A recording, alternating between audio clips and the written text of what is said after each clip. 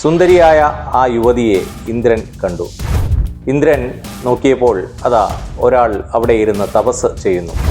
ആ മഹാപുരുഷൻ പറഞ്ഞു, നിന്റെ അഹങ്കാരത്തിനുള്ള പ്രതിഫലമാണിത്. നിന്നെപ്പോലെ തന്നെ കുറച്ചു പേർ അവിടെ വേറെയുമുണ്ട്. ഇതെല്ലാം കേട്ടപ്പോൾ ദ്രുപദൻ പറഞ്ഞു, ഇതാണ് വിധിയെങ്കിൽ അതിന് എന്തു ചെയ്യാൻ പറ്റും? ചില കർമ്മങ്ങൾ ഇങ്ങനെയാണ്, ജന്മങ്ങൾ കഴിഞ്ഞാലും ആ കർമ്മങ്ങൾ പിന്തുടരും. അവർ 5 പേരും 5 ദിവസങ്ങളിലായി പാഞ്ചാലിയെ വിവാഹം ചെയ്തു. ധൃതരാഷ്ട്രൻ ഇതറിഞ്ഞപ്പോൾ വളരെ സന്തോഷിച്ചു. ആഹാ, കുലം വർദ്ധിക്കുന്നുവല്ലോ. ഭീഷ്മനും ദ്രോണരും അവർ വിചാരിച്ച വരുതിയിൽ നിന്നില്ല. അവർ പറഞ്ഞ ഒരൊറ്റ കാര്യം കൊണ്ട് ധൃതരാഷ്ട്രന് പാണ്ഡവരുടെ തിരിച്ചുവരവ് സമ്മതിക്കേണ്ടി വന്നു. നമസ്കാരം, ജസ്റ്റ് ഡീകോഡ് ചാനലിലേക്കും മഹാഭാരത പര്യടനത്തിലേക്കും സ്വാഗതം.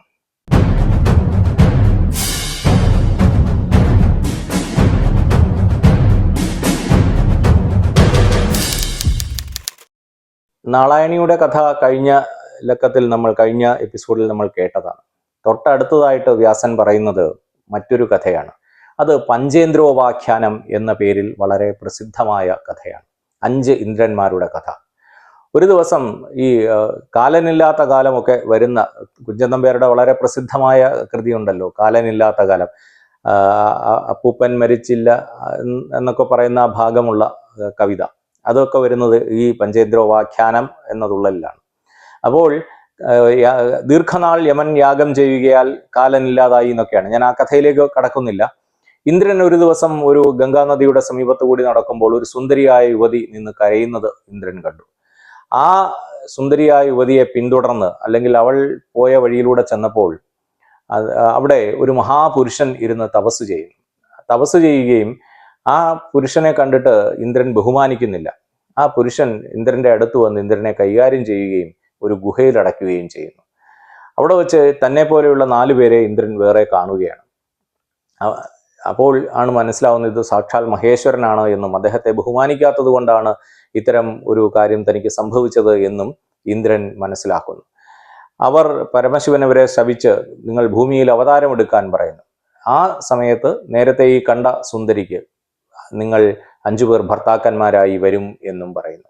ഇങ്ങനെ ഈ സുന്ദരിയുടെ തപസ്സിന്റെ, അല്ലെങ്കിൽ ഈ സുന്ദരിക്ക് ലഭിച്ച അനുഗ്രഹത്തിന്റെ കൂടി ഫലമാണ് കൃഷ്ണയ്ക്ക് 5 പേരെ വിവാഹം ചെയ്യേണ്ടി വന്നത്. തുടർന്ന് വ്യാസൻ മറ്റൊരു കഥ കൂടി പറയുന്നുണ്ട്. ഒരു ആശ്രമത്തിൽ ഒരു കന്യക താമസിച്ചിരുന്നു. ആ കന്യക പരമശിവനെ തപസ് ചെയ്തു. ആ കന്യകയും നല്ലൊരു ഭർത്താവിന് വേണ്ടിയാണ് പരമശിവനെ തപസ് ചെയ്തത്. സാധാരണഗതിയിൽ നമ്മുടെ ഇടയിലൊക്കെ കന്യകമാർ തിങ്കളാഴ്ച വ്രതം എടുത്ത് പരമശിവനെ ഭജിക്കുന്നതൊക്കെ നല്ല ഭർത്താവിനെ ലഭിക്കാൻ വേണ്ടിയാണല്ലോ.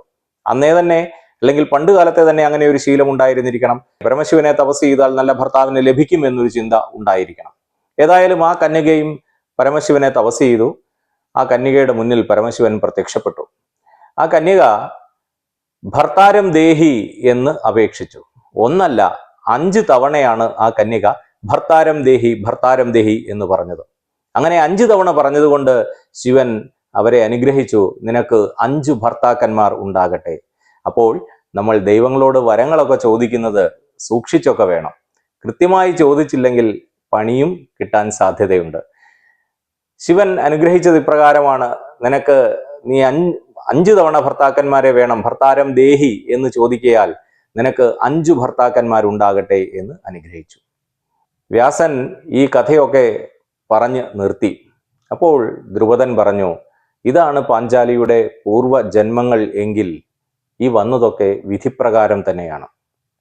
വിധിയെ അതിലംഘിക്കാൻ, അല്ലെങ്കിൽ വിധിയെ മറികടക്കാൻ ആവുകയില്ല എന്ന് ദ്രുപദൻ പറയുകയുണ്ടായി. അതുപ്രകാരം വ്യാസന്റെ കാർമ്മികത്വത്തിൽ തന്നെ പാഞ്ചാലിയെ 5 പേരും 5 പാണ്ഡവന്മാരും 5 ദിവസങ്ങളിലായി വിവാഹം ചെയ്തു, പാണിഗ്രഹണം നടത്തി. 1-ാമത്തെ ദിവസം യുധിഷ്ഠിരൻ, 2-ാമത്തെ ദിവസം ഭീമൻ, 3-ാമത്തെ ദിവസം അർജുനൻ, പിന്നീട് നകുല സഹദേവന്മാർ. ഇങ്ങനെ അവർ പാഞ്ചാലിയെ പാണിഗ്രഹണം ചെയ്തു. ഈ വാർത്ത ഹസ്തിനാപുരത്തിൽ അറിഞ്ഞു. കർണനും ദുര്യോധനും ദുശാസനുമൊക്കെ ഈ വാർത്തയറിഞ്ഞ് വല്ലാത്ത സങ്കടത്തിലായി. ആ പുരോചനെ കൊണ്ട് എന്തിനു കൊള്ളാം, അവൻ കാരണം ചീത്തപ്പേര് ലഭിച്ചത് മാത്രമായി പ്രയോജനം. പാണ്ഡവരിത ഇപ്പോഴും ജീവനോടുകൂടിയിരിക്കുന്നു. അവർക്ക് പറഞ്ഞറിയിക്കാനാവാത്ത സങ്കടമായി. അവർ കണക്ക് കൂട്ടുകയാണ്. എങ്ങനെയെങ്കിലും ഈ പാണ്ഡവരെ കഷ്ടത്തിലാക്കണം, അല്ലെങ്കിൽ ഈ പാണ്ഡവരെ ഉപദ്രവിക്കണം, പാണ്ഡവരെ ഇപ്പോൾ തന്നെ വധിക്കണം. അവർ കൂടുതൽ പ്രബലന്മാരായാൽ തീർച്ചയായും തങ്ങളുടെ രാജ്യം അവർ അപഹരിച്ചേക്കും എന്ന് ദുര്യോധനൻ ഉൾപ്പെടെയുള്ളവർക്ക് സംശയമായി. ഇതിനിടയിൽ വിതുരൻ ചെന്ന് ധൃതരാഷ്ട്രനെ കാണുന്നുണ്ട്. ധൃതരാഷ്ട്രനെ കണ്ട് പറയുന്നു, ഇതാ നമ്മുടെ കുലം വർദ്ധിച്ചിരിക്കുന്നു. ധൃതരാഷ്ട്രൻ ചിന്തിക്കുന്നത് ദുര്യോധനൻ പാഞ്ചാലിയെ വിവാഹം ചെയ്തു എന്നാണ്. സന്തോഷമായി, കുലം വർദ്ധിക്കുന്നുവല്ലോ, കുലം വർദ്ധിക്കുന്നുവല്ലോ, വളരെ സന്തോഷമായി എന്ന് ധൃതരാഷ്ട്രൻ പറയുന്നുണ്ട്. വിതുരൻ അപ്പോൾ പറയുന്നു, പാണ്ഡവരാണ് പാഞ്ചാലിയെ വിവാഹം ചെയ്തത്. പെട്ടെന്ന് ആ സന്തോഷം സന്താപത്തിന് വഴിമാറുകയാണ്. എന്നാൽ ധൃതരാഷ്ട്രൻ വളരെ ഭംഗിയായി അഭിനയിച്ച്, വ്യാസൻ അങ്ങനെ തന്നെ എഴുതുന്നുണ്ട്, തൻ്റെ ഉള്ളിലുള്ളത് പുറത്തു കാണിക്കാതെ സന്തോഷം അഭിനയിച്ചു എന്ന് തന്നെയാണ് വ്യാസൻ എഴുതുന്നത്. അപ്പോൾ അവരും എൻ്റെ മക്കളെ പോലെ തന്നെയാണ്, പാണ്ഡുവിൻ്റെ പുത്രന്മാരും എൻ്റെ മക്കളെ പോലെ തന്നെയാണ്. അവർക്ക് ഈ സന്തോഷം വന്നതിൽ എനിക്ക് അതിയായ സന്തോഷമുണ്ട്. അവരെ ഉടൻ തന്നെ ഇങ്ങോട്ട് കൂട്ടിക്കൊണ്ടുവരണം എന്നൊക്കെ വിതുരനോട് ധൃതരാഷ്ട്രൻ നല്ല വാക്കുകൾ പറഞ്ഞയക്കുന്നു.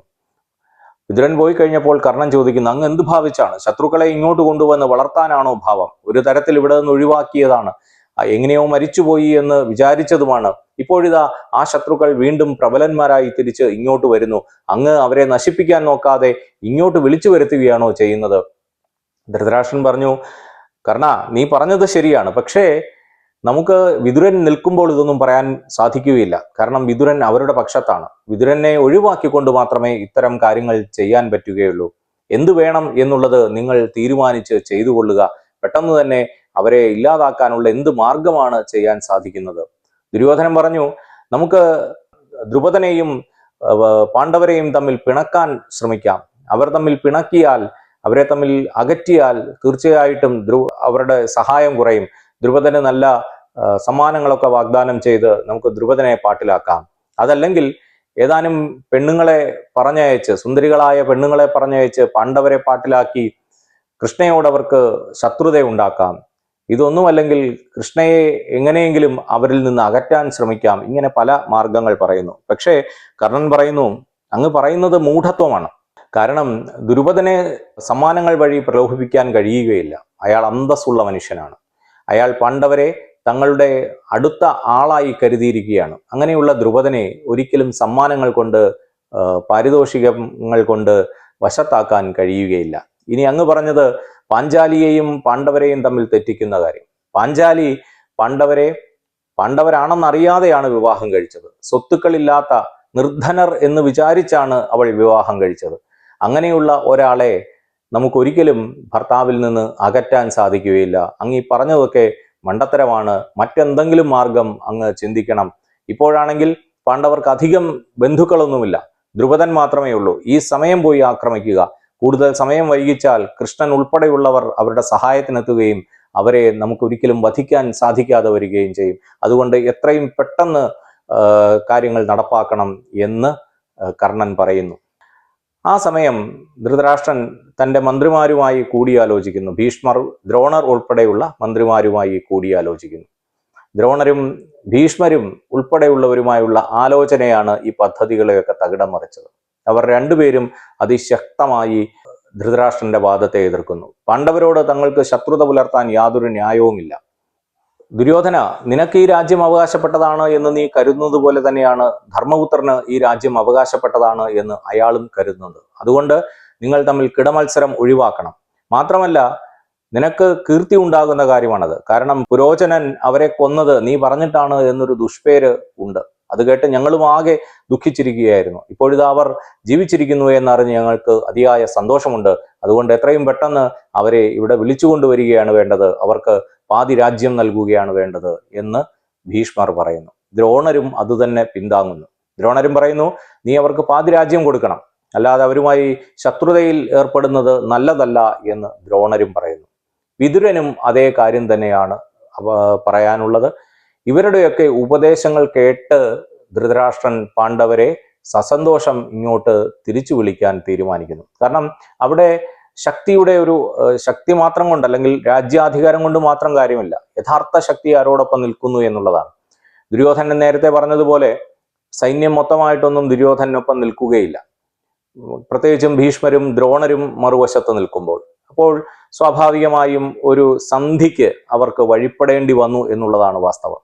രാജ്യം പകുതിയാക്കണം എന്ന ഒരു സന്ധിക്ക് ദുര്യോധനൻ മനസ്സില്ലാ മനസ്സോടെയെങ്കിലും വഴിപ്പെടുന്നു. അങ്ങനെ ഖണ്ഡവപ്രസ്ഥം ധൃതരാഷ്ട്രം തീരുമാനിക്കുന്നു. ഖണ്ഡവപ്രസ്ഥം അവർക്ക് കൊടുക്കാം എന്ന് തീരുമാനിക്കുന്നു. വിതുരനെ വിട്ട് ദ്രുപദന്റെ അടുത്തേക്ക് എത്തിച്ച് സന്ധി സംഭാഷണം നടത്തുന്നു. ദ്രുപദൻ പറയുന്നു, കൃഷ്ണനോട് പറയുന്നു, ഇവർ പറയുന്നത് പോലെയാണ് ചെയ്യേണ്ടത്, പക്ഷേ അതിൽ പാണ്ഡവർ എന്താണോ തീരുമാനിക്കുന്നത് അതാണ് എനിക്ക് ഉചിതമായിട്ടുള്ളത്, ഞാൻ അത് മാത്രമേ കേൾക്കുകയുള്ളൂ. അങ്ങനെ കൃഷ്ണനും പാണ്ഡവരുമൊക്കെ ആലോചിക്കുന്നു. തിരികെ ഹസ്തിനപുരത്തിലെത്തുന്നു.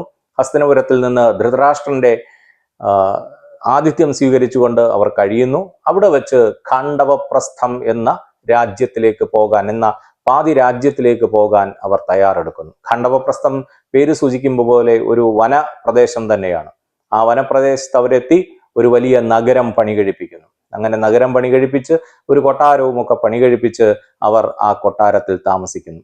അങ്ങനെ അവരെ സ്വസ്ഥമായി താമസിപ്പിച്ചതിന് ശേഷം കൃഷ്ണൻ ദ്വാരകയിലേക്ക് മടങ്ങുന്നു.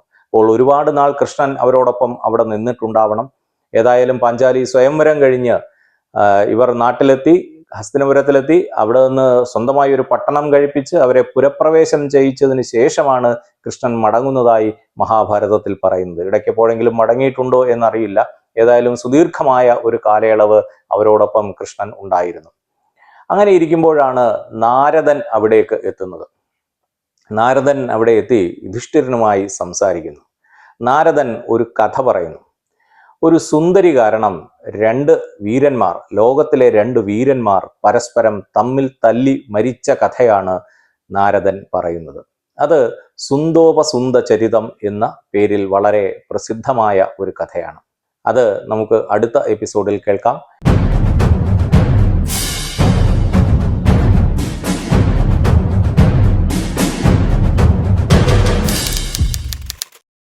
അപ്പോൾ ഈ ചാനൽ എല്ലാവരും സബ്സ്ക്രൈബ് ചെയ്യാൻ അഭ്യർത്ഥിക്കുന്നു. എല്ലാവർക്കും നമസ്കാരം. അടുത്ത എപ്പിസോഡിൽ വീണ്ടും കാണാം.